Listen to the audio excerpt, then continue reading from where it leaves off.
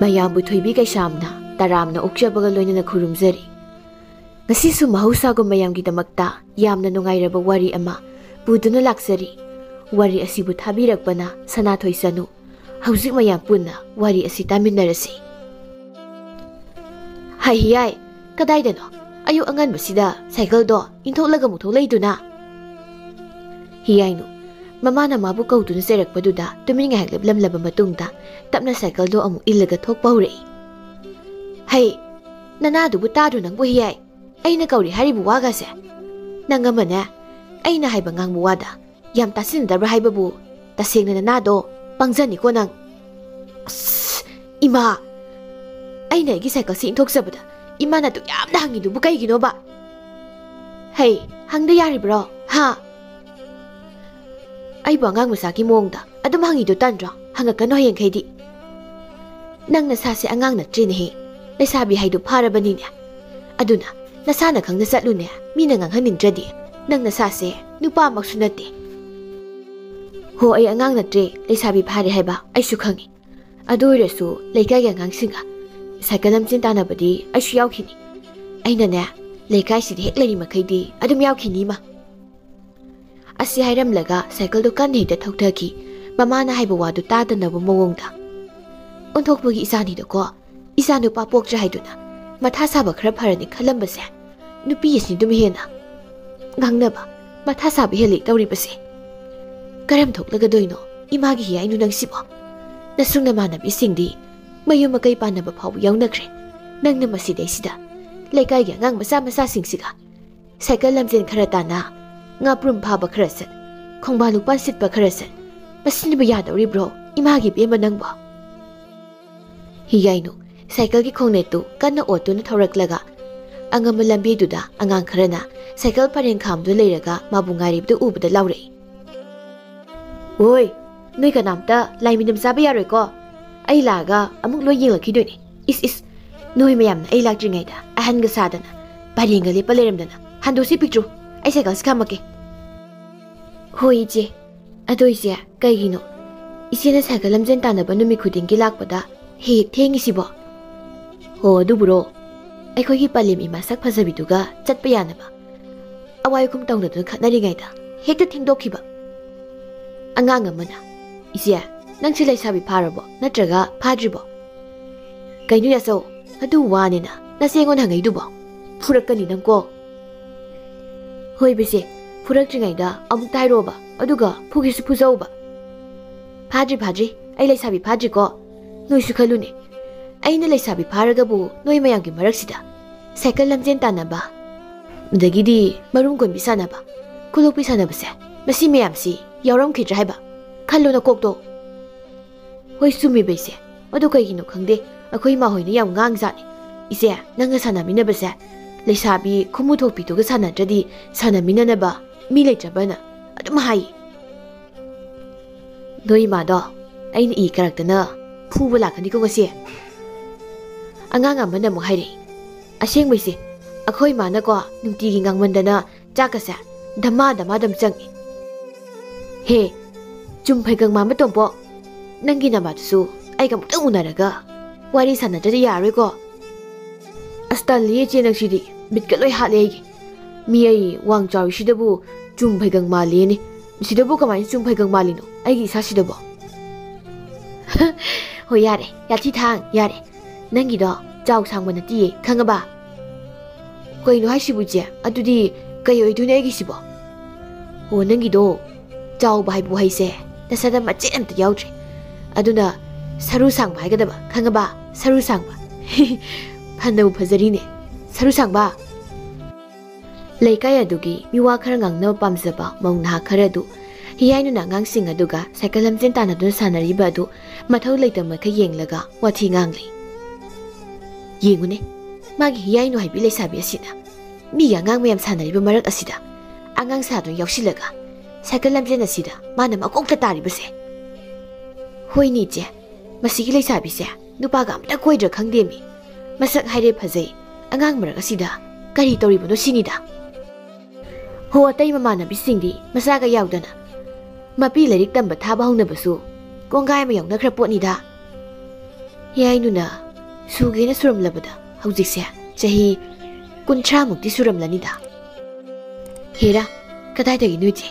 35 ꯍꯦꯜꯂꯝꯃꯅꯤ ꯀꯔꯤꯅꯣꯗ ꯅꯣꯏꯁꯨ 18 ꯑꯗꯨꯋꯥꯏꯃꯨꯛꯇ ꯁꯨꯕꯗ ꯉꯥꯏꯔꯝꯈꯤꯅꯤ ꯀꯩꯅꯣ ꯊꯥꯔꯣ ꯈꯪꯗꯕ ꯅꯪ ꯇꯨꯃꯤꯟꯅ ꯂꯩꯌꯨ ꯑꯈꯪꯕ ꯑꯩꯈꯣꯏ ꯑꯗꯨꯝ ꯋꯥꯔꯤ ꯁꯥꯟꯅꯒꯦ ꯌꯥꯏꯅꯨꯅ ꯍꯧꯖꯤꯛ ꯁꯨꯔꯤꯕ ꯆꯍꯤꯁꯦ 90 ꯑꯣꯏꯔꯝꯒꯅꯤ ꯑꯦ ꯏꯆꯦ ꯑꯗꯨꯗꯤ ꯍꯧꯖꯤꯛ ꯌꯥꯏꯅꯨꯅ ꯆꯍꯤ 90 ꯁꯨꯔꯝꯃꯗꯤ ꯃꯃꯥ ꯊꯥꯕꯂꯩꯗꯒꯤ ꯃꯥꯅ ꯍꯜꯂꯅꯤ ꯊꯥꯕꯂꯩꯗꯨꯁꯨ ꯆꯍꯤ ꯌꯥꯝꯃꯝꯃꯅꯤ ꯀꯩꯅꯣꯅꯦ ꯊꯥꯔꯣ ꯅꯪꯕꯣ ꯍꯣꯏ ꯏꯆꯦ ꯇꯥꯅꯤꯡꯗꯦꯀꯣ ꯉꯥꯎꯔꯛꯀꯅꯨ ꯅꯪ ꯊꯥꯕꯂꯩꯁꯦ ꯑꯩꯒ ꯍꯧꯃꯤꯟ ꯀꯥꯃꯤꯟꯅꯔꯛꯂꯤꯕ ꯂꯩꯀꯥꯏꯒꯤ ꯏꯃꯥꯟꯅꯕꯤꯅꯤ ꯃꯥꯅ ꯍꯧꯖꯤꯛ ꯁꯨꯒꯦꯅ ꯁꯨꯔꯝꯂꯕꯗ ꯆꯍꯤꯁꯦ 91 92ꯃꯨꯛꯇ ꯑꯣꯏꯔꯝꯒꯅꯤ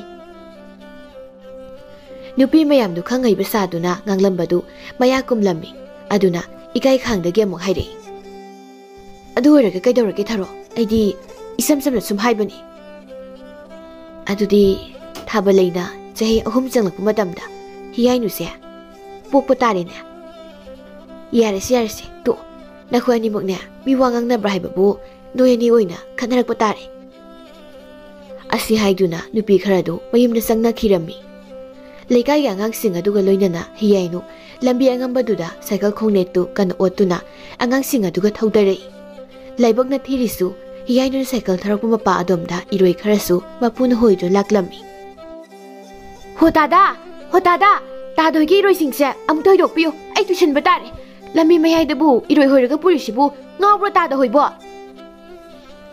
ꯏꯔꯣꯏ ꯃꯄꯨꯗꯨꯅ ꯍꯣꯏꯗꯣꯛꯄ ꯅꯪꯗ꯭ꯔꯤꯉꯩ ꯍꯤꯌꯥꯏꯅꯨꯅ ꯏꯔꯣꯏꯗꯨꯗ ꯃꯥꯒꯤ ꯁꯥꯏꯀꯜꯗꯨ ꯊꯧꯖꯤꯟꯗꯨꯅ ꯇꯨꯁꯤꯜꯂꯝꯃꯤ ꯍꯤꯌꯥꯏꯅꯨꯅ ꯁꯥꯏꯀꯜ ꯂꯣꯡꯁꯤꯟꯈꯤꯕꯗꯨꯗ ꯑꯉꯥꯡ ꯃꯌꯥꯝꯗꯨ ꯁꯥꯏꯀꯜ ꯈꯥꯝꯂꯒ ꯆꯦꯟꯁꯤꯟꯅꯔꯛꯏ ꯖꯦ ꯁꯣꯛꯄ꯭ꯔꯣ ꯏꯆꯦ ꯍꯤꯌꯥꯏ ꯁꯣꯛꯄ꯭ꯔꯣ ꯖꯦ ꯅꯪꯒꯤ ꯍꯧꯖꯤꯛꯀꯤ ꯁꯥꯏꯀꯜ ꯈꯨꯂꯣꯡꯁꯟꯗꯨꯗꯤ ꯏꯃꯥꯅ ꯍꯦꯛ ꯄꯣꯛꯄꯗꯒꯤ ꯎꯔꯛꯇ꯭ꯔꯤꯍꯦ ꯑꯩꯗꯤ ꯑꯗꯣ ꯅꯥꯕ꯭ꯔꯣ ꯏꯆꯦ ꯍꯩ ꯁꯤꯒꯩ ꯆꯪꯒꯤ ꯃꯆꯥ ꯁꯥꯏꯀꯜ ꯂꯣꯡꯁꯤꯜꯂꯒ ꯁꯣꯛꯂꯒꯕꯨ ꯅꯥꯕ꯭ꯔꯅꯦ ꯅꯣꯏ ꯑꯃꯨꯛ ꯂꯥꯛꯑꯣꯕ ꯁꯥꯏꯀꯜ ꯂꯣꯡꯁꯤꯜꯂꯨ ꯂꯥꯛꯑꯣ ꯑꯩ ꯑꯃꯨꯛ ꯍꯪꯉꯛꯀꯦ ꯅꯥꯕ꯭ꯔꯅ ꯏꯆꯦ ꯏꯆꯦ ꯍꯨꯔꯨꯗꯣ ꯏ ꯊꯣꯛꯑ ꯃꯥꯜꯂꯦ ꯏ ꯊꯣꯛꯂꯨꯁꯤꯗꯕꯨ ꯏ ꯊꯣꯛꯑ ꯃꯥꯜꯂꯤꯅꯦ ꯅꯣꯏꯗ ꯍꯜꯂꯒꯦ ꯆꯟꯗꯥꯟꯁꯤꯡꯁꯤꯗꯤ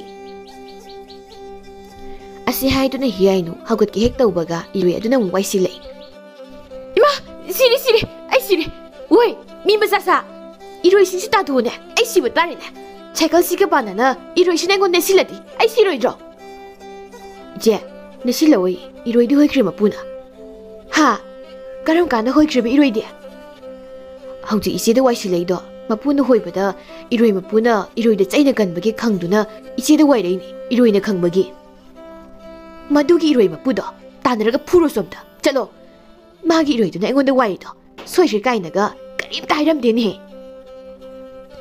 이제 소이크레디 하이람디 레이사비는 마 이탁 탁르다나 까리 투는 또도 사이노나 하이람이바 헤라 너이스 아두막디 아이곤데디 하이람모이다 에 레이사비 파지바니 하이람이지 이제나 민우실레가 까삐가두다 파레두디 사이클 람전세 아이나 토르게고 호이 나시기 토이저로 이제나 마둥다디 토이바 야르고 아시 하이나두나 락리 안강 카라두가 히야이노 ꯌꯨꯝꯒꯤ ꯀꯣꯟꯊꯣꯡ ꯍꯦꯛ ꯂꯥꯟꯁꯤꯜꯂꯛꯄꯒ ꯃꯈꯣꯡ ꯁꯦꯛꯄꯗꯨ ꯐꯈ꯭ꯔꯗꯨꯅ ꯁꯥꯏꯀꯜꯗꯨ ꯁꯨꯃꯥꯡꯗ ꯈꯥꯝꯂꯝꯂꯒ ꯏꯃꯨꯡꯗ ꯆꯪꯒꯦ ꯇꯧꯏ ꯀꯩꯗꯧꯔꯦ ꯈꯨꯔꯨꯗꯨꯅ ꯏ ꯊꯣꯛꯂꯤꯕꯗꯨꯅ ꯍꯤꯌꯥꯏ ꯏꯃꯥ ꯀꯩꯁꯨ ꯇꯧꯗꯤꯌꯦ ꯌꯥꯔꯦ ꯈꯪꯉꯦ ꯆꯤꯟꯊꯤꯕꯤ ꯅꯆꯤꯟꯗꯣ ꯊꯤꯔꯅꯨ ꯍꯧꯖꯤꯛꯇ ꯏꯔꯣꯏ ꯂꯣꯏꯕ ꯃꯤꯠꯂꯪꯗꯣ ꯂꯥꯛꯂꯝꯂꯒ ꯅꯃꯥꯏ ꯊꯛꯇꯅ ꯃꯤꯒꯤ ꯏꯔꯣꯏꯗꯨꯗ ꯁꯥꯏꯀꯜ ꯊꯧꯖꯤꯜꯂꯦ ꯍꯥꯏꯗꯅ ꯊꯤꯅ ꯉꯥꯡꯂꯝꯂꯒ ꯆꯠꯈꯤꯕꯗ ꯉꯥꯏꯔꯤꯅꯦ ꯀꯔꯤ ꯃꯗꯨꯒꯤ ꯍꯅꯨꯕꯗꯨꯁꯨ ꯃꯆꯤꯟ ꯀꯌꯥꯅ ꯊꯤꯔꯨ ꯌꯦꯡꯉꯨꯅꯦ ꯏꯃꯥ ꯑꯩꯈꯣꯏ ꯃꯌꯥꯝ ꯁꯥꯏꯀꯜ ꯂꯝꯖꯦꯟ ꯇꯧꯗꯨꯅ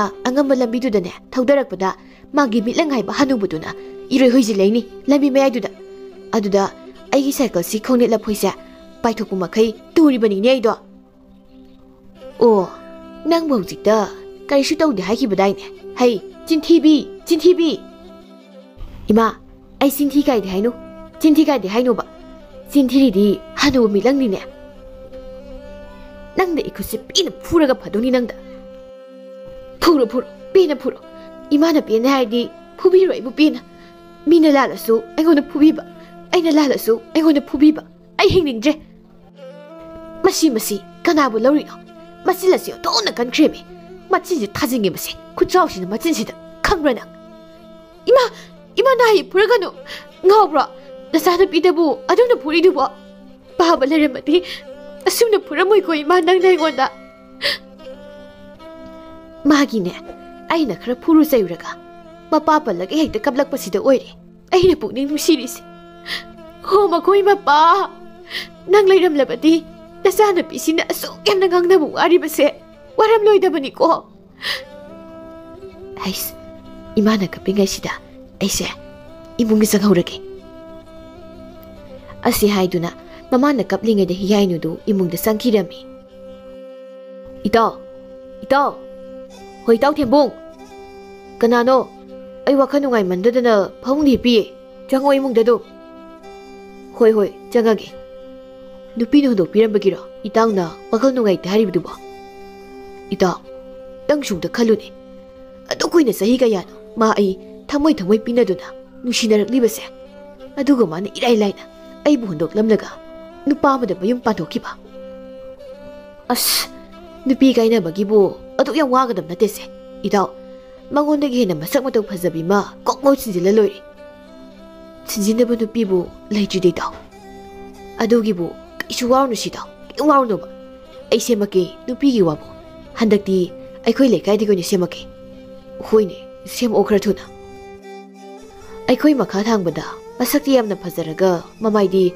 khara thakpa agang su khra sabi hisabi milai maone semake ai hoine masak phajaradi yadi yar ne gidi thambo saksangdagi thoraklaga haire isau langduna hei thimbung chak loire sarsilao nupi gaina bagi maisana chayam sabai sadi nabukato laman loiramani hoi baba lage theba nangsu insang mahau yeng sida hoi ipa na thongmani isa nupa nupi no dok pirambase chaba yana ba haiduna napa na thongmani aikhoi baba hongna bise amuk tori mimang tumang khangda khai baba nasadi ngasi sajarweki nongma moina sarage baba gi wahaiduda itawse chaka saning jamale torise nati de taw aisu yumda thabak khale hewi adun hankragi ado horen numida wairamda aikhoi romda highway koi thoro hoi taw ai koi thoraki numit chap yungu matam aduda hiyainu mamana phi suri ngai maning phauduna tumin thoraklaga khongban parengduda in tharibadu mathang songkatli indi taramung thai ngadi amda sulakti sibu innina tharsibu tandra khangdemi ai hoiradi ingamda tharoi sumangda pha ama tharaga nungshayarga tumbaga leithokani asi haiduna indu khangtha thabada hangendu sidrekna duna tekri tauredo ai yaungnabi migi mapot amu paiba thengbu tauradi isoida soiba tekanbi kaiganbi si asi haiduna indu amu singkhatuna hangendu haibai haitobai semjilaga thajinuna thanamlaga kaishu khangdaba saduna chatkirami sakhi tombi makuda bartin masa ma paiduna inson malaklami madu ubada hairami hiyainuna inihan gi indo kanano khangdaba mana solaga lehubani hiyai asengmur nangna haidubo ho inihan asengmuni aina haise khangni ngasidi aigi in hek soli bisakto pharaga makokto maru kokthokdaga thakige inihan se kayada pangin yenguni aina haijilaga mana thajarise aina magi hangendo thudek lambani aduga mana sawsina kanadano matungdum inaraga tumin yemke masidi is kananano ai hangen sibu asuk pibam songna thudek lamli basibo mafam soidadi kanasu laibu udida aduga karino magi hiyainu haibi leisabi angang sabi duna haramli baduna o khangni mana yangense soidan thudek lamlaga kaishu khangdaba sarga sakrib oirini mayim dekte salaga mamadane tina ngangluge khangni danama kalage peli ni hana aibu noi mem santana usitadana atum gangbodo adugi mahine horen imana puragana baba kauraga hek kapsinaraga loire asi haiduna hiyainu leikagi lambak asogbududa angang mayamna sanaribadugi marakta masu yaksinduna sanari numidang wairam usilaklabada thembung matau thibagi mayum tamna lai Tanza sana Tebu su tholaktuna makhoi ani punna Tebu hoigi lekai gi lampak adu laklammi. Iche, hoi iche hiyai no. Kaino natan nangna atu yam kaudu ba. Iche, nang yum palodana. Akhoi mayam dolai thangge ba. Ngamlani khangi dolai thangbudo. Noi mayam ngambani ba. Wangbuna kutum mutang wangi aduga dolai thangi kaina. Chathoi saida. Aibu dolai dagi thadabigi hairo. Kaksiengna chingbur ka sapadongna. Kumai ohenbigi haira ba. Angang ambana mo. Asengba kisuise iche yum palo. Isi luhongbai ka bokata. Akhoi yam chaninge ba. Taning di ko yanga nangamana. Nang ne ngang thok wase sukta hek taning de. Iche akhoi mana hariba. Ngasidagi Lisabi ke pulaga sanabi yarui. Noi ma hoina haibu wado. Ngasi da haibu wana teko. Kuire aina tarise madugi wado. Angang amana mo haidai. Je akhoi basi na hariba. Lisabi ke pulaga sanami narabanina. Aisu wangang mada angang mantre hannu mali. Adoi je. Sise kai haidu je. Aisu khangdi nausek. Adugung wado. Aingon hang kanu mathangdadi. Angang kharana mo haidai. Akhoi da hayengdagi mapi lerik tam masalani aduna masina ruibani legagi lampakta sanab tholakpaso phare adudi ai mujalagi yumdi mana ngairamani hoi che ito ai na haiba ngasagi nupi do aside sakreto kadaino me ito nang na haibi nupi dum kadaino tu he aside salisi udro aside salisi aise Angang ama angang maraktagi thokribasu ita. Ita asi angang nati lesabi ni. Angang marakta dum sanarakpagi angang mali ni. O aidi angang orobi khalure. Nakhoi ni sakhangno ai kausingi. Kausilunu ita ai kaizei. Ho aduna ni nupi no hondolami do. Hiyai sidamta law wari mata bigine. Kaino ita Wari mutam bigi bo. As, tumi layo bitaw. Nang sidi nupataw kidri. Ay di horin, tinaga ngamadi nangonda tayo na niko. Asigi nupi sidi ne, nupadaga tinagamta ngang mangamdaba ni mitaw nang bo. Sukangang ni. Hiyay no, murum solaga changlay. Karino masigi tebay ba, kung man ba sina, ay mukaw silay sina. Magi si, ay hinupasin bidu zala. Panadum pa rin dudi. Aiga sanaminaba angangsingsu hayindagidi mapilerik tambagi loyan sanakhrani hai. Aduna ai matam lenpham di leire.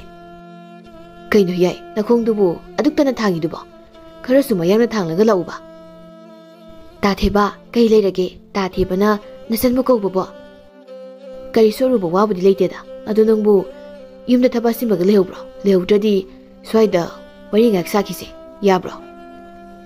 As yumda thaba kamda lehudre tatheba aikhoi mana loina tawkhibada adunabu lekai sida ngangsinga cycle khara lamjen tana kulopi khara sana marung ko mi khara sana tawraga dam larisini yai sana si kai wano ado sana doi sibu kai wano ba khara di thun hairu ko hoi aigina kana leblibi tawse asigi maming thembung ko bune khangno o thembung haiba phanabu sanari tatheba Nakhoni tinabada mingsu hairap manare thembung theba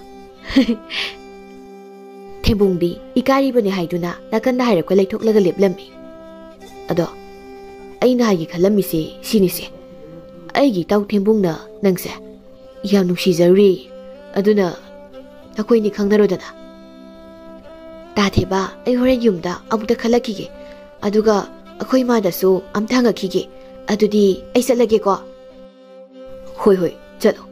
Ado hiyay nang yadab diyari ko. Hoi tatheba. Itaw yari salasiyumda. Nupi ni kaidobuda nang noy nupi ki mong daga ikaidena. Patabu nungairi yedi. Itaw ikairi ni neiso. Ahan mating na bagoy basida. Hoi si hayang wala si mapamsida. Ngasigidi halasilaw. Hoi taw. Hiyay no. Wakal yam nungay na jongsong do laklami. Madu ubada maga homin kami narakpa mamanabi amana haireklami. Ita hiyay, kaino ngasidi wakal yam nungay bamalida. Ita ꯅꯪꯗꯤ ꯀꯃꯥꯏꯅ ꯈꯪꯉꯤꯅꯣ ꯍꯥꯏꯁꯦ? ꯑꯩꯅ ꯋꯥꯈꯜ ꯅꯨꯡꯉꯥꯏ ꯍꯥꯏꯕꯗꯤ ꯏꯇꯥꯒꯤ ꯃꯥꯏꯊꯣꯡꯗꯨꯗ ꯈꯪꯉꯤꯅꯤ. ꯑꯣ, ꯃꯥꯏꯊꯣꯡꯗ ꯅꯠꯇꯅ ꯊꯃꯣꯏꯗꯁꯨ ꯌꯥꯝ ꯍꯔꯥꯎꯏꯅꯤ ꯏꯇꯥ ꯑꯩꯒꯤꯁꯦ. ꯀꯔꯤꯒꯤꯅꯣ ꯍꯥꯏꯁꯤꯕꯨ ꯏꯇꯥ? ꯌꯥꯝ ꯈꯪꯅꯤꯡꯈ꯭ꯔ ꯄꯣꯠꯅꯤ. ꯅꯍꯥꯟ ꯃꯈꯩꯅ ꯑꯩ ꯎꯔꯒ ꯊꯩ ꯊꯩꯗꯨꯅ ꯆꯠꯄ, ꯑꯩꯅ ꯀꯧꯕ ꯐꯥꯎꯕ ꯈꯨꯝꯗ꯭ꯔꯒ ꯉꯁꯤ ꯑꯩꯅ ꯍꯔꯥꯎꯅ ꯂꯥꯛꯄꯁꯤ ꯎꯕꯗ ꯍꯪꯉꯛꯏꯅꯦꯕ ꯃꯣꯏꯒꯤꯁꯦ. ꯑꯗꯨꯗꯤ ꯍꯥꯏꯖꯤꯟꯒꯦꯕ ꯈꯪꯅꯤ ꯅꯈꯣꯏ. ꯏꯇꯥ, ꯑꯩ ꯂꯨꯍꯣꯡꯗꯧꯔꯦ, ꯑꯗꯨꯅ ꯋꯥꯈꯜ ꯌꯥꯝ ꯍꯔꯥꯎꯔꯤꯅꯦ. ꯆꯠꯂꯒꯦꯀꯣ ꯏꯇꯥ, ꯑꯩ ꯑꯃꯨꯛ ꯆꯠꯂꯒꯦ. ꯆꯥꯎ ꯆꯥꯎ. ꯆꯠꯂꯦ ꯏꯇꯥ. ꯍꯣꯏ ꯏꯇꯥ ꯆꯠꯂꯣ. ꯀꯩꯅꯣ ꯍꯥꯏꯁꯤꯕꯣ? ꯏꯇꯥ ꯍꯤꯌꯥꯏꯁꯦ ꯂꯨꯍꯣꯡꯗꯧꯔꯕ? ꯅꯨꯄꯥ ꯀꯣꯏꯕꯗꯤ ꯑꯩꯈꯣꯏꯅ ꯍꯥꯟꯈꯤꯕꯅꯤ, ꯑꯗꯨꯒ ꯀꯔꯝꯅ ꯃꯥꯅ ꯂꯨꯍꯣꯡꯕ ꯍꯥꯜꯂꯤꯕꯅꯣ? ꯊꯥꯕꯂꯩ ꯃꯆꯥꯅꯨꯄꯤ ꯍꯤꯌꯥꯏꯅꯨꯅ ꯐꯅ ꯊꯦꯡꯂꯐꯥꯎ ꯍꯟꯖꯤꯜꯂꯛꯇꯕꯗꯨꯗ ꯁꯥꯎꯕꯅ ꯃꯩ ꯍꯧꯔꯝꯃꯤ. ꯍꯤꯌꯥꯏꯅꯨ ꯁꯥꯏꯀꯜꯗꯨ ꯇꯞꯂꯤ ꯇꯞꯂꯤ ꯏꯟꯁꯤꯜꯂꯛꯏ, ꯑꯗꯨꯒ ꯌꯥꯝ ꯍꯔꯥꯎꯅ ꯍꯥꯏꯔꯛꯏ. ꯏꯃꯥ, ꯑꯩ ꯉꯁꯤꯗꯒꯤ ꯋꯥꯈꯜ ꯇꯥꯔꯅꯤ. ꯇꯥ ꯊꯦꯕꯅ ꯑꯩꯒꯤ ꯅꯨꯄꯥ ꯑꯃ ꯁꯦꯝꯕꯤꯔꯦ. ꯍꯩ ꯁꯟꯗꯥꯅꯨꯕꯤ, ꯅꯪꯕꯨ ꯅꯨꯄꯥ ꯀꯅꯥꯅ ꯄꯥꯝꯕꯤꯗꯧꯔꯤꯒꯦ? ꯍꯥ? ꯅꯪꯅ ꯉꯥꯡꯖ ꯁꯥꯔꯤꯕꯗꯨꯕꯣ? ꯅꯪꯕꯨ ꯍꯦꯛ ꯄꯣꯛꯂꯤꯕ ꯅꯃꯥ ꯑꯩꯅ ꯐꯥꯎꯕ ꯊꯥꯖꯗꯕ ꯋꯥꯗꯣ ꯅꯪ ꯅꯁꯥꯗꯨꯅ ꯀꯔꯝꯅ ꯊꯥꯖꯔꯤꯒꯦ? ꯍꯥ? ꯀꯔꯝꯅ ꯊꯥꯖꯔꯤꯒꯦꯕ ꯅꯪ? 이스 ꯈꯪꯉꯦ. ꯑꯩꯈꯣꯏ ꯃꯥꯅ ꯉꯥꯡꯕ ꯋꯥꯁꯤꯗꯤ ꯀꯟꯅ ꯀꯟꯅ ꯍꯦꯛꯇ ꯉꯥꯡꯕ. ꯑꯩꯁꯦ ꯅꯍꯥ ꯄꯪꯂꯒ ꯃꯥ ꯅꯨꯡꯉꯥꯏꯅꯤ ꯈꯜꯂꯤꯔ ꯈꯪꯗꯦꯃꯤ. ꯍꯩ, ꯑꯗꯨꯗ ꯂꯦꯞꯂꯒ ꯋꯥꯈꯜ ꯂꯩꯕꯤ ꯁꯥꯗꯅꯅꯦ ꯉꯥꯡꯗ ꯂꯩꯔꯅꯨ ꯀꯣ. 이문기ꯊꯕꯛꯁꯤꯡꯁꯦ ꯈꯔ ꯂꯣꯏꯁꯤꯜꯂꯛꯎ. ꯁꯟꯙ꯭ꯌꯥ ꯋꯥꯏꯔꯝꯅꯤ ꯍꯥꯏꯕꯁꯦ ꯅꯁꯥꯅ ꯈꯪꯗ꯭ꯔꯤꯕꯁꯤꯕꯨ ꯀꯔꯤꯒꯤꯅꯣ? ꯍꯥ? ꯅꯁꯥꯅ ꯁꯨꯈꯪ ꯈꯪꯗ꯭ꯔꯤꯕꯁꯤꯕꯨ ꯀꯔꯤꯒꯤꯅꯣ ꯍꯥꯏꯕꯅꯤ? ꯅꯪ ꯅꯁꯥꯁꯦ ꯅꯨꯄꯤꯅꯤꯅꯦ. ꯅꯔꯥꯏꯕꯛꯅ ꯐꯗꯅ ꯅꯌꯨꯝꯅ ꯀꯩꯒꯗꯨ ꯄꯥꯜꯂꯒ ꯍꯌꯦꯡ ꯃꯤꯒꯤ ꯃꯌꯨꯝꯗꯨꯗ ꯅꯪꯕꯨ ꯀꯔꯤꯅ ꯇꯧꯔꯨꯒꯗꯧꯔꯤꯕꯁꯤꯕꯣ? ꯍꯥ? ꯊꯕꯛ ꯑꯃ ꯇꯧꯕꯗ ꯁꯣꯏꯗꯅꯤꯡꯉꯥꯏ ꯋꯥꯁꯨ ꯂꯩꯇꯦ. ꯃꯤꯅ ꯑꯗꯨꯝ ꯑꯩꯁꯦ ꯀꯣꯊꯣꯛꯂꯒ ꯉꯥꯡꯈꯤꯕꯒꯤ ꯃꯑꯣꯡꯅꯦꯕ. ꯍꯥ? 이마, ꯑꯩꯁꯨ ꯒ꯭ꯌꯥꯟ ꯇꯥꯏ. ꯀꯩꯗꯧꯔꯒꯦ? ꯌꯦꯡꯉꯨ ꯉꯁꯤꯗꯒꯤ ꯅꯆꯥꯅꯨꯄꯤꯅ ꯇꯧꯔꯛꯄ ꯊꯕꯛꯇꯅꯦ ꯑꯁꯣꯏꯕ ꯌꯥꯎꯕ꯭ꯔꯥ ꯌꯦꯡꯖꯧꯕ. ꯉꯥꯡꯗ ꯂꯩꯔꯅꯣ. ꯐꯧꯁꯦ ꯑꯩ ꯆꯀ꯭ꯔꯤ ꯇꯛꯂꯛꯀꯦ. ꯅꯪ ꯑꯃꯨꯛꯇ ꯁꯨꯔꯛꯎ ꯂꯥꯛꯑꯣ. ꯍꯣꯔꯦꯟ ꯅꯨꯃꯤꯗꯥꯡꯒꯤ ꯆꯦꯡ ꯆꯔꯥ ꯂꯩꯇ꯭ꯔꯤꯕꯅꯤ. ꯉꯥꯏꯍꯥꯛ ꯂꯩꯔꯕꯗꯤ ꯅꯨꯃꯤꯠꯁꯨ ꯃꯌꯨꯝ ꯆꯪꯈ꯭ꯔꯅꯤ. ꯍꯣꯏ ꯏꯃꯥ, ꯑꯩꯒꯤ ꯁꯥꯏꯀꯜꯁꯦ ꯃꯥꯡꯒꯣꯟꯗ ꯑꯃꯨꯛꯇ ꯏꯟꯈꯠꯂꯛꯈꯤꯒꯦ, ꯑꯗꯨꯒ ꯁꯨꯔꯛꯑꯒꯦ ꯐꯧꯗꯣ. ꯍꯤꯌꯥꯏꯃꯥꯗꯤ ꯃꯁꯥꯗꯨ ꯏꯊꯛ ꯊꯀꯠꯆꯔꯝꯃꯤ. ꯃꯄꯨꯟꯁꯤꯒꯤ ꯑꯍꯥꯟꯕ ꯑꯣꯏꯅ ꯅꯨꯄꯥ ꯀꯣꯏꯔꯅꯤ ꯈꯟꯕꯗ, ꯑꯗꯨꯅ ꯊꯕꯛ ꯑꯃ ꯇꯧꯔꯕꯁꯨ ꯍꯥꯟꯗꯒꯤ ꯍꯦꯟꯅ ꯅꯥꯠꯄꯨ ꯇꯥꯔꯝꯗꯦ. ꯊꯥꯕꯂꯩ ꯃꯆꯥꯅꯨꯄꯤꯒꯤ ꯃꯇꯧꯗꯨ ꯃꯤꯠ ꯅꯥꯔꯗꯨꯅ ꯍꯥꯏꯔꯛꯏ. ꯐꯧꯗꯣ ꯂꯣꯏꯅ ꯇꯣꯏꯔꯦ. ꯆꯦꯡꯗꯒꯤ ꯍꯦꯟꯗꯣꯔꯛꯇꯅ ꯆꯦꯡꯀꯨꯞ ꯉꯥꯛꯇ ꯑꯣꯟꯈ꯭ꯔꯦ. ꯊꯕꯛ ꯑꯃ ꯇꯧꯕꯗꯅꯦ ꯅꯥꯆꯪꯗꯦ. ꯃꯤꯠꯁꯦ ꯑꯣꯟꯊꯣꯛꯅ ꯅꯥꯈ꯭ꯔꯦꯗꯀꯣ ꯏꯃꯥꯒꯤ ꯌꯥꯏ ꯅꯪꯁꯦ. ꯁꯦ ꯆꯀ꯭ꯔꯤꯁꯦ ꯅꯪꯕꯨ ꯇꯛꯂꯛꯑꯣ. ꯂꯥꯛꯑꯣ. ꯐꯧꯗꯣ ꯑꯩ ꯑꯃꯨꯛ ꯁꯨꯒꯦ. ꯍꯣꯏ ꯏꯃꯥ. ꯍꯤꯌꯥꯏꯅꯨ ꯃꯥꯅ ꯐꯧꯗꯨ ꯆꯀ꯭ꯔꯤ ꯇꯛꯂꯕꯁꯨ ꯋꯥꯈꯜ ꯑꯃꯗ ꯅꯣꯛꯃꯤ ꯅꯣꯛꯃꯤ ꯇꯧꯗꯨꯅ ꯑꯗꯨꯃꯛ ꯂꯩꯔꯝꯃꯤ. ꯍꯩ ꯍꯤꯌꯥꯏ, ꯅꯪ ꯏꯃꯨꯡ ꯆꯪꯈ꯭ꯔꯣ. ꯆꯠꯂꯣ. ꯑꯗꯨꯒꯅꯦ ꯄꯨꯈ꯭ꯔꯤꯗꯒꯤ ꯏꯁꯤꯡꯗꯣ ꯅꯪ ꯁꯣꯛꯎꯁꯣ. ꯆꯪꯉꯣ. ꯏꯃꯥ ꯃꯤꯁꯦ ꯌꯥꯝ ꯅꯥꯔꯦ. ꯆꯪꯗ꯭ꯔꯤꯕ꯭ꯔꯣ ꯁꯤꯕꯣ? ꯑꯁ ꯀꯩꯅꯣ ꯈꯪꯗꯦ ꯏꯃꯥ, ꯑꯩꯒꯤ ꯏꯁꯥꯁꯦ ꯃꯊꯟꯇ ꯉꯁꯤꯗꯤ ꯃꯣꯟꯗ꯭ꯔꯪ ꯑꯃꯗ ꯏꯇꯥꯎ ꯇꯥꯎꯏ. ꯅꯣꯛꯃꯤ ꯅꯣꯛꯃꯤꯁꯨ ꯃꯊꯟꯇ ꯑꯗꯨꯝ ꯇꯧꯔꯤ. ꯏꯃꯥ, ꯁꯤꯕꯨ ꯀꯩꯒꯤꯅꯣ? ꯍꯣ, ꯑꯗꯨ ꯐꯅꯕꯅꯦ ꯏꯃꯥꯅ ꯄꯨꯈ꯭ꯔꯤꯗꯒꯤ ꯏꯁꯤꯡ ꯁꯣꯛꯂꯨꯁꯨ ꯍꯥꯏꯔꯤꯕꯁꯤ. ꯍꯣꯏ, ꯑꯗꯨꯗꯤ ꯏꯃꯥ ꯑꯩ ꯏꯁꯤꯡ ꯑꯣꯏꯅ ꯁꯣꯛꯂꯨꯔꯒꯦ. ꯑꯁꯤ ꯍꯥꯏꯗꯨꯅ ꯍꯤꯌꯥꯏꯅꯨ ꯐꯧ ꯆꯀ꯭ꯔꯤ ꯇꯛꯂꯝꯕꯗꯨ ꯄꯨꯛ ꯍꯧꯒꯠꯂꯒ ꯏꯃꯨꯡꯗ ꯆꯪꯂꯛꯂꯒ ꯃꯅꯤꯡꯗꯒꯤ ꯕꯥꯔꯇꯤꯟ ꯑꯃ ꯄꯥꯏꯔꯒ ꯃꯈꯣꯏꯒꯤ ꯄꯨꯈ꯭ꯔꯤꯗ ꯏꯁꯤꯡ ꯁꯣꯛꯄ ꯀꯨꯝꯊꯔꯛꯂꯝꯃꯤ. ꯊꯣꯡꯒ꯭ꯔꯥꯗꯨ ꯏꯁꯤꯡꯗ ꯀꯨꯏꯅ ꯁꯥꯔꯛꯄꯒꯤ ꯏꯁꯪꯁꯨ ꯈꯔ ꯀꯥꯈꯠꯂꯕꯅꯤ. ꯊꯣꯡꯒ꯭ꯔꯥꯗꯨ ꯀꯨꯝꯊꯔꯒ ꯄꯨꯈ꯭ꯔꯤꯗꯒꯤ ꯏꯁꯤꯡꯗꯨ ꯍꯥꯏꯗꯣꯛꯂꯒ ꯁꯣꯛꯀꯦ ꯇꯧꯕꯒ ꯉꯁꯥꯏ ꯊꯦꯕꯅ ꯍꯥꯏꯔꯛꯄ ꯋꯥꯗꯨ ꯈꯪꯅꯤꯡ ꯅꯤꯡꯁꯤꯡꯂꯛꯂꯝꯃꯤ. ꯏꯃꯥ, ꯁꯤꯔꯦ. ꯅꯣꯛꯂꯒ ꯃꯈꯣꯡꯗꯨ ꯈꯔ ꯂꯦꯡꯂꯨꯕꯗ ꯊꯣꯡꯒ꯭ꯔꯥꯗꯒꯤ ꯂꯣꯡꯅ ꯍꯦꯛꯇ ꯇꯥꯈꯤꯔꯝꯃꯤ. ꯍꯤꯌꯥꯏꯅ ꯄꯨꯈ꯭ꯔꯤꯗꯨꯗ ꯏꯔꯣꯏꯕꯒ ꯍꯩꯇꯕꯒ ꯐꯤꯗ꯭ꯔꯤꯡ ꯐꯤꯗ꯭ꯔꯤꯡ ꯆꯣꯡꯗꯨꯅ ꯈꯥꯡꯉꯤ. ꯏꯃꯥ, ꯑꯩ ꯁꯤꯗꯧꯔꯦ. ꯏꯃꯥ, ꯑꯩ ꯄꯨꯈ꯭ꯔꯤꯗ ꯇꯥꯔꯒ ꯁꯤꯗꯧꯔꯦ. ꯏꯃꯥ, ꯑꯩ ꯑꯝꯇ ꯀꯜꯂꯨ ꯂꯥꯛꯑꯣ. ꯏꯃꯥ, ꯍꯣ ꯏꯃꯥ. ꯃꯆꯥꯅꯨꯄꯤ ꯍꯤꯌꯥꯏꯅꯨꯅ ꯄꯨꯈ꯭ꯔꯤꯔꯣꯝꯗꯒꯤ ꯀꯟꯅ ꯀꯟꯅ ꯀꯧꯕꯗꯨ ꯇꯥꯕꯗ ꯊꯥꯕꯂꯩ ꯄꯥꯈꯠꯅ ꯐꯧ ꯁꯨꯔꯝꯕꯗꯨ ꯁꯨꯛꯀꯗꯨ ꯂꯪꯊꯣꯛꯂꯝꯂꯒ ꯆꯦꯜꯂꯛꯏ ꯄꯨꯈ꯭ꯔꯤꯔꯣꯝꯗ. ꯏꯃꯥꯒꯤ ꯌꯥꯏ, ꯅꯪꯗꯤ ꯀꯩꯗꯧꯔꯤ ꯄꯨꯈ꯭ꯔꯤꯗꯨꯗ? ꯉꯥ ꯐꯥꯒꯦ ꯇꯧꯔꯤꯕ꯭ꯔꯣ? ꯄꯨꯈ꯭ꯔꯤꯅꯦꯅ ꯉꯥꯁꯨ ꯑꯃꯠꯇ ꯂꯩꯇꯕꯗꯨꯗ ꯃꯗꯨꯗꯕꯨ ꯀꯨꯝꯂꯒ ꯇꯟꯗꯦꯗꯀꯣ. ꯏꯃꯥ, ꯑꯩꯒꯤꯁꯦ ꯉꯥ ꯐꯥꯕ ꯀꯨꯝꯕ ꯅꯠꯇꯦꯌꯦ. ꯄꯨꯈ꯭ꯔꯤꯗ ꯇꯥꯁꯤꯟꯕꯅꯦ ꯊꯣꯡꯒ꯭ꯔꯥꯗꯒꯤ. ꯑꯝꯇ ꯆꯤꯡꯈꯠꯂꯨ ꯂꯥꯛꯑꯣ ꯏꯃꯥ. ꯍꯥ, ꯍꯣꯏ ꯏꯃꯥ ꯆꯤꯡꯈꯠꯀꯦ. ꯊꯥꯕꯂꯩꯅ ꯋꯥꯅ ꯍꯣꯠꯅꯗꯨꯅ ꯍꯤꯌꯥꯏꯅꯨꯕꯨ ꯄꯨꯈ꯭ꯔꯤꯗꯨꯗꯒꯤ ꯆꯤꯡꯈꯠꯂꯝꯃꯤ. Hiyai nu ningtham chaladuna magi phamungda phajub sup tumni hiplammi. Thabalei masu masanupi da ngang balep lamde. Mina haibu wada. Aduk yamna thazari du bukarigino. Imagi yai nangbo. Adum da mina haiba khuding loina thazarabadi. Mina nangbo adum sanabi batabani. Ima tade bana haido. Haisina banati magi manakta nupa du sulepaga lairini. Khangni. Magi theba haiba ngangdo. Mana haisin bidana isase nahalabaneba. Hayengdi mayumda chatlagane thina chairuge bama. Ima adumnaga thina chairunu ko mingonda chairunu.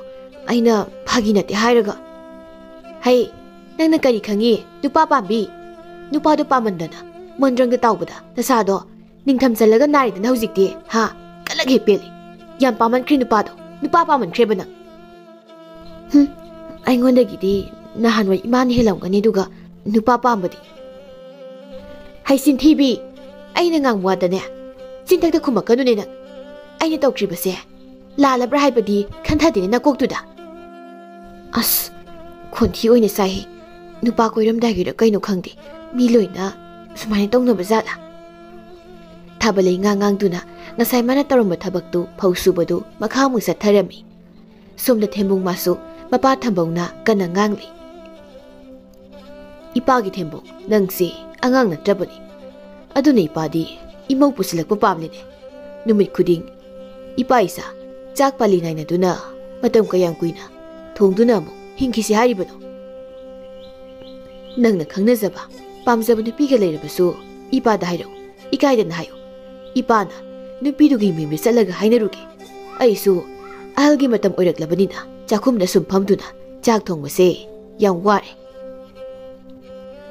Baba aisu khangi aise angang natra haiba aisu somda yadabagini nupi pusilaktrisi koibidi koiroi pusilani namau nupido matam kharani di ngaibagi ngaiba adum ngaibiro pabana ai wari pumba pabana su khanglibna tro adu wengonda sum nupi pusilona sumai sibu alli heidi grigri sumta imi ngasi ngarang da taklakpro aina nangonda nupi thiro haribase chahi phanadi yamnabani nangna tasinadaba natro mamangi nupi kaina dringai dudasu aina haikidabro nupi duda pusilo ataidi napa aina loina silage haidana ha haikidabro aibo adugi nupi dudi koina satau mandabagini adugi pusilaktrabni paba na nangse yumda pisilo hayena aina hayen tobu numito adudani manai thado maga atopu nupamna sengkhrido aduga nangi handaki nupisina kamdauba ha kamdaubanoba handaki sina itau thebna semlakpani makoi lekaigi masanupi ma mabudi khara pha male aina sumyengbada aina hanna korima nupisinga maga manati baba handaki sina phai hairaga yungai bi maw mu oiramdana ba hera baba adumukti oiroida nasa themungaina khanba nupini mamangda kaina khriba nupi mayambadusu nangna khanba nupi ngakta natro ha adunidana baba yare imung changlagane numidangi chak thongnaba tawro horen chak yamna sangnaba thabakto tawrano ko ipa mitnai kumnaga kangbaga phauseng yamna tangi ko ko ipa busidi tumba hek hawgatpaga thabalei thebagi mayumda chatnaba mafi lusilami madu ubada hiyainu mamabu khamjilei ima chatluраnuda leikaigi miwangangbu pamjabi inendo singi miwangang nanaba wari mamu pisile hai maithakpi nang tumi leyo ai dam tauke aise nama khangaba aina phanaba dam singe mina ai kaise hairaga thabalei masanupi hiyainuda wakra hairamlaga thoglei ngayaki matungda thebigi mayum yorami thebuna singai mayada singkharaga lerembaduda thabalei changakpu ubada hanglei ine lairo yam thajadi ine na ngasi aikhoidaga saikta phauji leise hai theba ine gise nang wari masage haida laklibani kari wari noine nang gising khaiba ka do amta lairi law sidong ta law huine Aduga Tabalay Sauna, Ngarang, Teba Namasan be Yainu the High Haibawa Aduso Hairaga, Yainu Maduda, Mondrang Suraga lay Beheman Badagi, Ising Sokpada, Tongradagi Taraga, Garaning Thamsan, the Nikibadu, Loina Wadi Lidami. Adudine, I know his manati, a sing money. I get Tawama, Tangabukusida, Labonisida. Aduna, Yainu say, Haibu Haibadagi, ID, Haizibu Kaktani. Ha! Asing bagini haiba. Aidi, aigi isana pisya. Angang saduna, mamay kratak lagalay pasida. Nang na haizili boy kaluredana. Natin, asing mo na asing ba? Oh, pare. Adudine, ini mo hankragi ko, tiba, ini na kang daduna, nangonda. At tibawa haikiba yarapasu, nang waro basaw ba daw ganu ko. Hoy ni. Ontok bagi halay duni. Masigi, ini tabalay siso. Tembung amadi Hiyainu, Tebana Sinbadagi, Makoini Kangnarami. Numit Kuding, Tembung, Hiyainu gi kulda laklaga, Hiyainu ga unarami. Asam na matam krahaw kramatungda, nung maikang kangaudana, Tembung gi mapat tambaudu, hagoy kangkat pangamdana, yam kana narami. Matam duda, Tembung, saksangda, mapagi singasaba lumlingay, mapat tambang na kauraklami. Tembung, hay Tembung, nang butado na nato, ay na, asukwa na kauribase. Ha! Kau ni, kau ipa ba sinaba, soli, temung na pa kau gawi. Mana narali dana, ay ginapiw na baga, amda sa chahaywa ni. Karam ka na nawa pa doon. Aduga, kura may ba na di, ahalay na nahayran ba ni? Muigi, ahalay na hay siya. Kayam na kuy nanagan ba, lay na ibisa no kang demi. Hay Tembung, nang bu, takum doon na sira bro, ha? Ay nakaubaga, amada kumlaktriba dubo. Ayo, sirida. Ay di, isa nagangamdabaga, wase, ka nangangloy kanmani, heta yadaba, masigi angang sina. Ho paba, tare. Ay do sa kumda, pabagi, ising asabulumi, adun daw bani, ising lumuloy baga, lagi daw bani paba. Hay, adu boba, paba, ay ising lumlikoli haydana, hayrak pa yadro. Aibu, sum kauhalaga thamlibado. Ngasay kay di tarudo ba aido. Ado, hauzik ay naharibani tumilero paba. Nabado, amu hinzalakli na sado. Hoy. Ngay haki matung, Tembung, ising lumaloy raduna, taxi do thangtaramlaga, mapagi ka dalaklami, aduga hanglay. Baba, ho pabo, kari haige, aibu kau kibudubo. Ho baba bu amuk tumlabro. Hay, Mahatsandan, isa nagangamdabasida, kadaydagi, tumbayabada. Ha? Baba, nang si, naihizabig wakaktani, wangang budi, kalingedagi hina, kanangangi.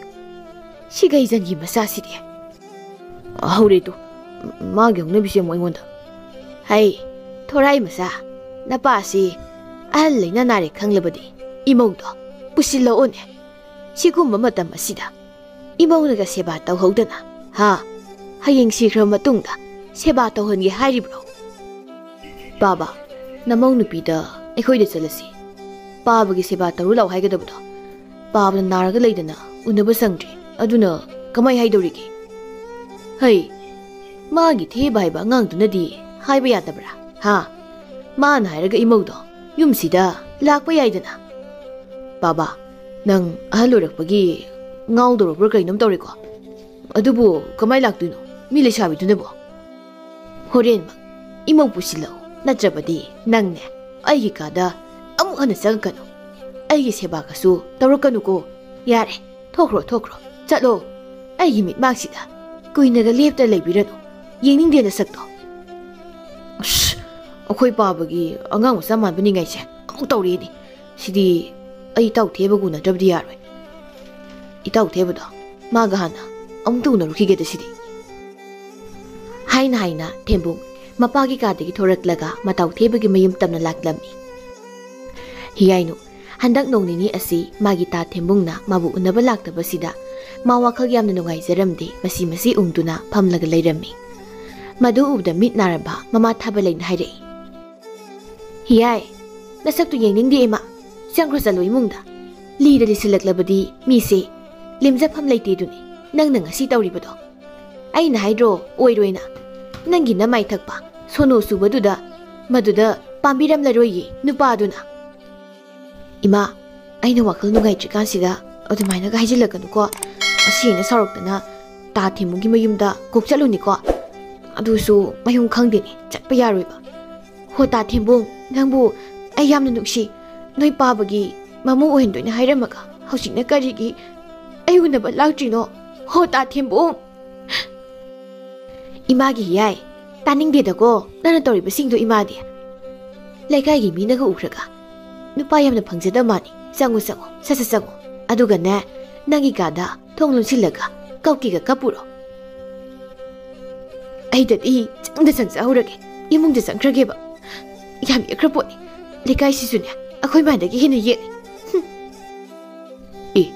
이다우 템보 얌 타제드나 나다우기드 락보부 까리다나 시게 ꯑꯩꯁꯨ ꯉꯁꯤ ꯍꯌꯦꯡꯁꯤꯗ ꯄꯥꯕꯒꯤ ꯑꯅꯥꯕꯗꯣ ꯍꯪꯕ ꯂꯥꯛꯀꯦ ꯈꯜꯂꯝꯕꯅꯤ ꯏꯇꯥꯎ ꯑꯩ ꯃꯊꯥ ꯌꯥꯝ ꯁꯥꯔꯦ ꯍꯧꯖꯤꯛꯀꯥꯟꯁꯤ ꯀꯔꯤ ꯃꯊꯥꯅꯣ ꯏꯇꯥꯎꯅ ꯁꯥꯏ ꯍꯥꯏꯔꯤꯕ ꯃꯊꯥꯗꯨꯕꯨ ꯅꯠꯇꯦ ꯏꯇꯥꯎꯅ ꯍꯥꯟꯅ ꯈꯪꯅꯔꯝꯕ ꯅꯨꯄꯤꯁꯤꯡ ꯑꯗꯨꯅ ꯑꯃꯨꯛ ꯍꯟꯖꯤꯟꯅꯔꯁꯤ ꯀꯥꯏ ꯍꯥꯏꯔꯛꯏꯔꯣ ꯑꯗꯨꯒꯤ ꯋꯥꯒ ꯑꯝꯇ ꯅꯠꯇꯦꯗ ꯏꯇꯥꯎ ꯑꯗꯨꯗꯤ ꯀꯔꯤ ꯋꯥꯅꯣꯗꯣ ꯁꯠ ꯍꯥꯏꯔꯧꯗꯅ ꯑꯗꯨꯕꯨꯔꯣ ꯍꯧꯖꯤꯛꯄꯨ ꯄꯥꯕꯅ ꯃꯥ ꯑꯅꯥꯕ ꯁꯦꯕꯥ ꯇꯧꯅꯕ ꯑꯩꯕꯨ ꯅꯨꯄꯤꯕꯨ ꯁꯤꯜꯂꯛꯑꯣꯏ ꯑꯗꯨꯗꯤ ꯆꯨꯝꯗ꯭ꯔꯣ ꯏꯇꯥꯎ ꯃꯤ ꯈꯣꯏꯅ ꯃꯆꯥ ꯃꯃꯧ ꯄꯥꯝꯂꯤꯕꯁꯦ ꯃꯈꯣꯏꯅ ꯑꯍꯜ ꯑꯣꯏꯔꯕ ꯃꯇꯝ ꯅꯥꯔꯛ ꯌꯦꯛꯂꯛꯄ ꯃꯇꯝꯗ ꯁꯦꯕꯥ ꯇꯧꯅꯕꯅꯤ ꯑꯗꯨꯗ ꯂꯨꯔꯤꯗꯤ ꯍꯤꯌꯥꯏꯅꯨꯗꯨꯕꯨ ꯌꯥꯔꯛꯀꯗ꯭ꯔꯣ ꯆꯦꯜꯂꯁꯤ ꯍꯥꯏꯕ ꯌꯥꯔꯛꯀꯅꯤ ꯏꯇꯥꯎ ꯃꯥꯁꯨ ꯑꯉꯥꯡ ꯅꯠꯇ꯭ꯔꯕꯅꯤ ꯀꯩꯅꯣ ꯃꯥꯒꯤꯁꯨ ꯅꯪ ꯐꯪꯍꯧꯗꯕ ꯍꯥꯏꯕꯁꯦ ꯃꯥꯒꯤꯗꯤ ꯂꯥꯏꯕꯛ ꯈ꯭ꯋꯥꯏꯗꯒꯤ ꯊꯤꯕ ꯍꯥꯏꯕꯗꯣ ꯑꯣꯏꯔꯗꯕꯅꯤ ꯅꯨꯄꯥꯁꯨ ꯑꯝꯇ ꯐꯪꯂꯔꯣꯏ ꯑꯗꯨꯗꯤ ꯏꯇꯥꯎꯅ ꯈꯔ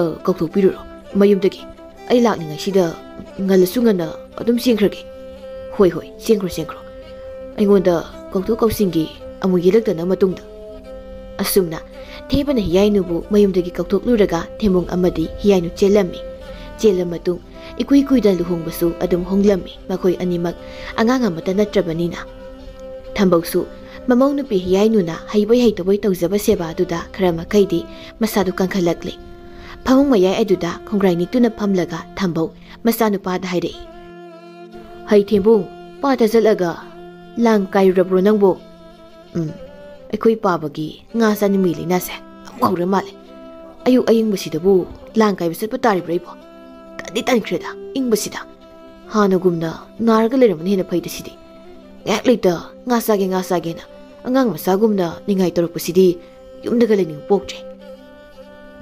ꯊꯦꯝꯕꯨꯡ ꯇꯥꯗ꯭ꯔꯅꯦꯍꯦ ꯇꯥꯔꯣꯏꯗꯕꯅꯤ ꯃꯗꯨꯒꯤ ꯏꯆꯥ ꯍꯪꯀꯣꯛ ꯑꯗꯨꯁꯨ ꯃꯧ ꯀꯔꯤ ꯍꯥꯏꯒꯦ ꯄꯥꯕ ꯊꯦꯝꯕꯨꯡꯗꯨꯕꯨ ꯂꯩꯇꯕ꯭ꯔꯣ ꯂꯩꯈꯤꯕꯅꯤ ꯄꯥꯕ ꯀꯥꯗ ꯃꯨꯔꯨꯝ ꯁꯣꯠꯂꯤ ꯂꯥꯏ ꯁꯥꯟꯅꯗꯧꯔꯕ꯭ꯔꯥ ꯀꯔꯤꯅꯣ ꯈꯪꯗꯦ ꯄꯥꯕ ꯄꯥꯠꯇ ꯊꯥꯛꯄ ꯂꯥꯡꯗꯣ ꯃꯥꯕꯨ ꯉꯁꯤꯒꯤ ꯀꯥꯏꯔꯨꯔꯕ꯭ꯔꯥ ꯃꯧ ꯄꯥꯕ ꯉꯁꯥꯏꯗꯒꯤ ꯏꯪꯉꯤꯅ ꯐꯃꯨꯡꯗꯒꯤ ꯍꯦꯟꯗꯣꯛꯇꯤꯌꯦ ꯑꯩꯅ ꯐꯅꯌꯥꯝꯗꯤ ꯍꯥꯏꯔꯕꯅꯤ ꯃꯤꯅ ꯂꯥꯡꯗꯣ ꯀꯥꯏꯊꯣꯛꯈꯤꯕ ꯇꯥꯔꯦ ꯍꯥꯏꯗꯅ ꯌꯥꯗꯤꯌꯦ ꯅꯆꯥꯅꯨꯄꯥꯁꯤ ꯑꯗꯨꯅꯤꯅꯦ ꯉꯁꯤ ꯑꯌꯨꯛꯀꯤ ꯆꯥꯛ ꯁꯔꯨꯛꯇꯣ ꯃꯥꯒꯤ ꯁꯔꯨꯛ ꯍꯥꯞꯄ ꯌꯥꯔꯣꯏꯀꯣ ꯍꯣꯏ ꯄꯥꯕ ꯀꯔꯤꯅꯣꯅꯦ ꯍꯥꯏꯔꯤꯁꯤꯕꯣ ꯑꯩꯕꯨ ꯉꯁꯤ ꯂꯥꯡ ꯀꯥꯏꯕ ꯆꯠꯇꯕꯒꯤ ꯑꯌꯨꯛꯀꯤ ꯆꯔꯥ ꯍꯦꯟꯕ ꯇꯥꯔꯗ꯭ꯔꯣ ꯅꯨꯄꯤ ꯊꯤꯔꯒ ꯑꯩꯒꯤ ꯃꯤꯆꯪ ꯆꯪꯒꯗ꯭ꯔꯥ ꯍꯥꯏꯔꯒ ꯃꯀꯨꯕꯨꯒꯤ ꯃꯤꯆꯪꯗ ꯑꯗꯨꯝ ꯂꯦꯞꯄ ꯇꯟꯅ ꯍꯧꯒꯠꯂꯛꯂꯒ ꯂꯥꯡ ꯀꯥꯏꯕ ꯆꯠꯅꯕ ꯁꯦꯝ ꯁꯥꯔꯝꯃꯤ ꯇꯥ ꯊꯦꯝꯕꯨꯡ ꯂꯥꯡ ꯀꯥꯏꯕ ꯆꯠꯇꯧꯔꯕ꯭ꯔꯣ ꯑꯩꯁꯨ ꯂꯥꯛꯀꯦ ꯉꯁꯤꯗꯤ ꯄꯥꯕꯅ ꯀꯅꯥ ꯁꯦꯟꯅꯗꯣꯏꯕ ꯄꯥꯕꯨ ꯑꯉꯥꯡꯂꯣ ꯌꯥꯅꯤ ꯑꯩ ꯄꯥꯕꯗ ꯑꯗꯨꯝ ꯍꯥꯏꯔꯝꯒꯦ ꯍꯣꯏ ꯃꯀꯨꯕꯣꯛꯇ ꯍꯥꯏꯔꯝꯂꯒ ꯉꯁꯤꯗꯤ ꯍꯤꯌꯥꯏꯅꯨ ꯃꯥꯁꯨ ꯃꯄꯨꯔꯣꯏꯕ ꯊꯦꯝꯕꯨꯡꯒꯤ ꯃꯇꯨꯡ ꯏꯟꯗꯨꯅ ꯄꯥꯠꯇ ꯂꯥꯡ ꯀꯥꯏꯕ ꯏꯟꯅꯔꯛꯂꯝꯃꯤ ꯄꯥꯠ ꯃꯄꯥꯟꯗ ꯂꯩꯔꯤꯕ ꯍꯤꯗꯨ ꯎꯕꯗ ꯍꯤꯌꯥꯏꯅꯨ ꯌꯥꯝꯅ ꯍꯣꯅꯤꯡꯂꯝꯃꯤ ꯑꯗꯨꯅ ꯃꯄꯨꯔꯣꯏꯕ ꯊꯦꯝꯕꯨꯡꯗ ꯍꯥꯏꯔꯛꯂꯝꯃꯤ ꯇꯥ ꯊꯦꯝꯕꯨꯡ ꯑꯩ ꯍꯤꯁꯦ ꯌꯥꯝ ꯍꯣꯅꯤꯡꯉꯦ ꯑꯩ ꯍꯣꯜꯂꯛꯀꯦꯀꯣ ꯑꯗꯨꯒ ꯅꯪꯅ ꯇꯣꯡꯉꯒ ꯂꯥꯡ ꯀꯥꯏꯔꯣ ꯍꯩꯒꯗ꯭ꯔꯅꯦ ꯍꯤꯌꯥꯏ ꯅꯪꯕꯣ ꯍꯩꯅꯤꯅ ꯇꯧꯕꯗꯕꯨ ꯏꯃꯥꯅ ꯄꯣꯛꯄꯗꯒꯤꯗꯤ ꯍꯤꯁꯦ ꯍꯣꯜꯂꯛꯇ꯭ꯔꯤꯌꯦ ꯇꯥ ꯊꯦꯝꯕꯨꯡ ꯑꯩꯁꯦ ꯍꯩꯕ꯭ꯔꯥ ꯌꯦꯡꯉꯨꯁꯦ ꯍꯣꯏ ꯇꯥ ꯊꯦꯝꯕꯨꯡ ꯅꯪꯁꯦ ꯌꯥꯝ ꯅꯨꯡꯁꯤꯌꯦ ꯑꯩꯗꯤ ꯀꯔꯤꯒꯤꯅꯣ ꯍꯥꯏꯁꯦ ꯑꯩꯅ ꯍꯥꯏꯕ ꯋꯥꯁꯦ ꯑꯗꯨꯝ ꯌꯥꯕꯤꯕꯒꯤ ꯑꯩꯈꯣꯏꯒꯤ ꯏꯃꯥꯗꯤꯅꯦ ꯑꯩꯅꯕꯨ ꯏꯃꯥ ꯁꯤ ꯇꯧꯒꯦꯅ ꯍꯥꯏꯕ ꯋꯥ ꯑꯝꯇ ꯍꯦꯛ ꯍꯥꯏꯔꯨꯔꯕ ꯑꯗꯨꯝ ꯀꯟꯊꯠꯂꯗꯧꯅꯤ ꯃꯩꯊꯛꯄꯤ ꯁꯣꯅꯣ ꯁꯨꯕꯤ ꯅꯪꯅ ꯇꯧꯔꯒ ꯁꯣꯏꯍꯟꯒꯦ ꯍꯥꯏꯔ ꯃꯥꯡꯍꯟꯒꯦ ꯍꯥꯏꯔꯅ ꯊꯕꯛ ꯍꯥꯏꯁꯤꯗꯤ ꯁꯨꯝ ꯇꯧꯔꯒ ꯍꯩꯔꯛꯇꯧ ꯅꯠꯇ꯭ꯔꯣ? ꯑꯗꯨꯃꯥꯏꯅ ꯇꯥꯊꯤ ꯍꯥꯏꯕꯤꯔꯗꯤ ꯅꯪꯁꯨ ꯊꯕꯛ ꯑꯃ ꯇꯧꯅꯤꯡꯉꯔꯣꯏ. ꯑꯗꯨꯅꯦ ꯑꯩꯅ ꯈꯜꯂꯤꯁꯤꯁꯨ ꯇꯥ ꯊꯦꯝꯕꯨꯡ. ꯂꯥꯡ ꯊꯥꯛꯂꯤꯕ ꯃꯐꯝ ꯑꯗꯨꯗ ꯍꯤꯗꯨ ꯍꯣꯟꯖꯤꯜꯂꯒ ꯊꯦꯝꯕꯨꯡꯅ ꯂꯥꯡ ꯀꯟꯅ ꯀꯥꯏꯔꯤ. ꯍꯤꯌꯥꯏꯅꯨꯅ ꯂꯦꯡꯕ ꯍꯦꯃꯟꯕꯅ ꯍꯤꯗꯨꯁꯨ ꯑꯁꯨꯝ ꯍꯥꯏꯔꯝꯃꯤ. ꯉꯥꯏꯍꯥꯛ ꯂꯩꯕꯒ ꯍꯤꯗꯨ ꯏꯁꯤꯡ ꯆꯪꯕ ꯍꯧꯔꯛꯂꯝꯃꯤ. ꯑꯗꯨꯕꯨ ꯃꯈꯣꯏ ꯑꯅꯤꯗꯤ ꯑꯃꯠꯇ ꯈꯪꯂꯝꯗꯦ. ꯃꯈꯣꯏꯗꯨꯅ ꯏꯁꯤꯡꯗꯨ ꯀꯟꯗꯨꯅ ꯁꯥꯟꯅꯔꯒ ꯍꯤꯅꯨꯡꯗꯨꯗ ꯂꯣꯏꯅ ꯀꯟꯁꯤꯜꯂꯝꯃꯤ. ꯇꯥ ꯊꯦꯝꯕꯨꯡ, ꯍꯤ ꯍꯣꯟꯕꯁꯤꯗꯤ ꯌꯥꯝ ꯅꯨꯡꯉꯥꯏꯅ. ꯂꯥꯡꯗꯣ ꯁꯠ ꯀꯥꯏꯕ ꯂꯣꯏꯔꯣ. ꯑꯩ ꯉꯥꯏꯍꯥꯛꯇꯒ ꯍꯤꯁꯤ ꯍꯣꯟꯒꯦꯕ. ꯍꯣꯏ ꯂꯣꯏꯗꯧꯔꯦ. ꯊꯦꯝꯕꯨꯡꯅ ꯂꯥꯡ ꯀꯥꯏꯕ ꯂꯣꯏꯔꯛꯄꯗꯗꯤ ꯍꯤ ꯃꯅꯨꯡ ꯑꯗꯨꯗꯤ ꯏꯁꯤꯡ ꯆꯪꯉꯛꯇꯨꯅ ꯊꯜꯂꯒ ꯂꯨꯞꯇꯣꯏꯒꯤ ꯇꯧꯔꯒ ꯂꯩꯔꯝꯃꯤ. ꯊꯦꯝꯕꯨꯡ ꯏꯁꯧ ꯇꯧꯔꯛꯏ ꯃꯥꯒꯤ ꯅꯨꯄꯤꯗ. ꯍꯤꯌꯥꯏ, ꯀꯩꯅꯣ ꯅꯪ ꯇꯧꯔꯤꯕꯁꯤꯗꯤ? ꯍꯤꯅꯨꯡ ꯑꯁꯤꯗꯤ ꯏꯁꯤꯡ ꯉꯥꯛꯇ ꯂꯨꯞꯇꯨꯅ ꯁꯤꯕ ꯇꯥꯔꯦ. ꯄꯠꯌꯥꯏꯁꯤꯗꯤ ꯑꯩꯈꯣꯏꯕꯨ. ꯍꯥ, ꯇꯥ ꯊꯦꯝꯕꯨꯡ, ꯑꯩꯗꯤ ꯎꯔꯨꯗꯤ. ꯉꯁꯥꯏꯈꯩ ꯀꯃꯥꯏ ꯇꯧꯅꯤ ꯁꯤꯗꯤ? ꯋꯥꯗꯣ ꯉꯥꯡꯂꯁꯨ ꯇꯨꯃꯤꯟꯅ ꯑꯗꯨꯝ ꯂꯩꯌꯨ. ꯀꯣꯏꯂꯦꯡ ꯂꯦꯡꯉꯕꯗꯤ ꯍꯤꯁꯦ ꯁꯣꯏꯗꯅ ꯂꯨꯞꯄꯅꯤ. ꯍꯣ, ꯑꯩꯁꯨ ꯂꯦꯡꯗꯤꯌꯦ ꯇꯥ ꯊꯦꯝꯕꯨꯡ. ꯀꯤꯕꯒꯤꯔ ꯀꯩꯅꯣ ꯈꯪꯗꯦ, ꯃꯊꯟꯇ ꯏꯁꯥꯁꯦ ꯊꯛ ꯅꯤꯛꯂꯛꯏ. ꯍꯤꯅꯨꯡ ꯑꯗꯨꯗ ꯍꯤꯌꯥꯏꯅꯨ ꯃꯥꯅ ꯀꯤꯕꯒꯤ ꯀꯣꯏꯂꯦꯡ ꯂꯦꯡꯕꯗꯨꯗ ꯍꯤꯗꯨ ꯄꯥꯠ ꯑꯗꯨꯗ ꯂꯨꯞꯊꯔꯝꯃꯤ. ꯎꯄꯥꯏ ꯂꯩꯇ꯭ꯔꯕꯗ ꯊꯦꯝꯕꯨꯡ ꯃꯅꯥꯛ ꯅꯛꯄ ꯑꯗꯨꯋꯥꯏꯗ ꯂꯥꯡ ꯀꯥꯏꯔꯤꯕ ꯅꯨꯄꯥꯁꯤꯡ ꯑꯗꯨ ꯇꯥꯅꯕ ꯀꯧꯔꯝꯃꯤ. ꯅꯨꯄꯥꯁꯤꯡ ꯑꯗꯨꯁꯨ ꯇꯥꯔꯗꯨꯅ ꯍꯤꯗꯨ ꯀꯟꯅ ꯍꯣꯟꯖꯤꯜꯂꯛꯏ. ꯍꯤꯌꯥꯏꯅꯨ ꯅꯨꯄꯥꯁꯤꯡ ꯑꯗꯨ ꯌꯧꯁꯤꯜꯂꯛꯇ꯭ꯔꯤꯉꯩ ꯃꯥꯗꯤ ꯍꯤꯗꯒꯤ ꯇꯥꯗꯨꯅ ꯏꯔꯥꯛꯅꯔꯝꯃꯤ. ꯊꯦꯝꯕꯨꯡ ꯄꯥꯈꯠꯅ ꯍꯤꯌꯥꯏꯅꯨꯕꯨ ꯆꯤꯡꯈꯠꯅꯕ ꯍꯣꯠꯅꯩ. ꯅꯨꯄꯥꯁꯤꯡ ꯑꯗꯨꯁꯨ ꯌꯧꯁꯤꯜꯂꯛꯇꯨꯅ ꯍꯤꯌꯥꯏꯅꯨꯕꯨ ꯃꯈꯣꯏꯒꯤ ꯍꯤꯗꯨꯗ ꯆꯤꯡꯈꯠꯂꯗꯨꯅ ꯃꯈꯣꯏ ꯃꯌꯥꯝ ꯆꯪꯗꯨꯅ ꯍꯤꯌꯥꯏꯅꯨꯕꯨ ꯃꯌꯨꯝꯗ ꯄꯨꯔꯛꯂꯝꯃꯤ. ꯏꯅꯦ, ꯍꯣꯏ ꯏꯅꯦ. ꯀꯩꯗꯧꯔꯤ ꯏꯕꯨꯡꯉꯣ, ꯑꯗꯨꯛ ꯐꯤꯡꯅ ꯂꯥꯛꯂꯤꯕꯕꯣ? ꯊꯦꯕ ꯄ꯭ꯔꯞ ꯆꯪꯁꯤꯜꯂꯒ ꯊꯥꯕꯂꯩꯗ ꯍꯥꯏꯔꯛꯏ. ꯏꯅꯦ, ꯉꯔꯥꯡꯗꯣ ꯄꯥꯠꯇ ꯂꯥꯡ ꯀꯥꯏꯕ ꯆꯠꯄꯗ ꯍꯤꯌꯥꯏꯅꯨꯗꯣ ꯄꯥꯠꯇ ꯇꯥꯁꯤꯜꯂꯤ. ꯑꯗꯨꯒꯤ ꯄꯥꯎ ꯇꯝꯃꯝꯒꯦ ꯇꯧꯕꯅꯤ ꯏꯅꯦꯗ. ꯍꯥ, ꯃꯥꯗꯤ ꯀꯃꯥꯏꯅ ꯄꯥꯠꯇ ꯇꯥꯁꯤꯜꯂꯤꯕ ꯊꯦꯕ?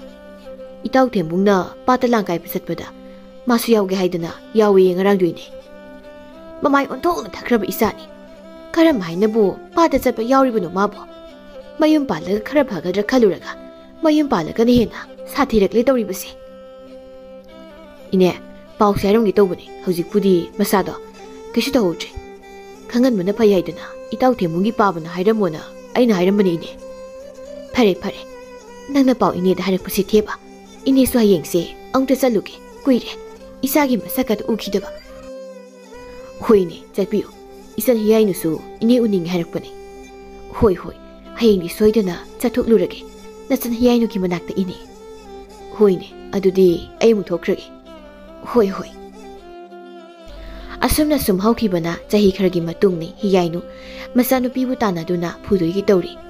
ꯄꯤꯛꯂꯤꯕꯤ ꯁꯅꯥꯔꯩꯃꯥꯁꯨ ꯃꯃꯥꯅ ꯐꯨꯗꯅꯕ ꯃꯅꯤꯡ ꯊꯦꯛꯇꯣꯛꯇꯨꯅ ꯀꯟꯅ ꯆꯦꯜꯂꯤ. ꯂꯩꯀꯥꯏ ꯑꯗꯨ ꯃꯃꯥ ꯃꯆꯥꯒꯤ ꯃꯇꯧꯗꯨ ꯀꯨꯝꯍꯩꯒꯨꯝꯅ ꯃꯌꯨꯝꯗꯒꯤ ꯊꯣꯛꯇꯨꯅ ꯌꯦꯡꯅꯔꯤ. ꯁꯣꯔꯣꯛ ꯑꯗꯨꯗ ꯍꯤꯌꯥꯏꯅꯨ ꯁꯥꯎꯅ, ꯆꯦꯟꯒꯅꯨꯅꯦ ꯅꯪꯕꯣ ꯁꯅꯥꯔꯩ. ꯑꯩ ꯅꯪ ꯇꯥꯟꯅꯕꯗ ꯋꯥꯕꯅ ꯁꯤꯔꯦꯃꯤ. ꯏꯃꯥ, ꯑꯗꯨꯗꯤ ꯇꯥꯟꯅꯔꯛꯀꯅꯨ. ꯑꯩ ꯏꯔꯨꯖꯅꯤꯡꯗꯦ ꯍꯥꯏꯕ.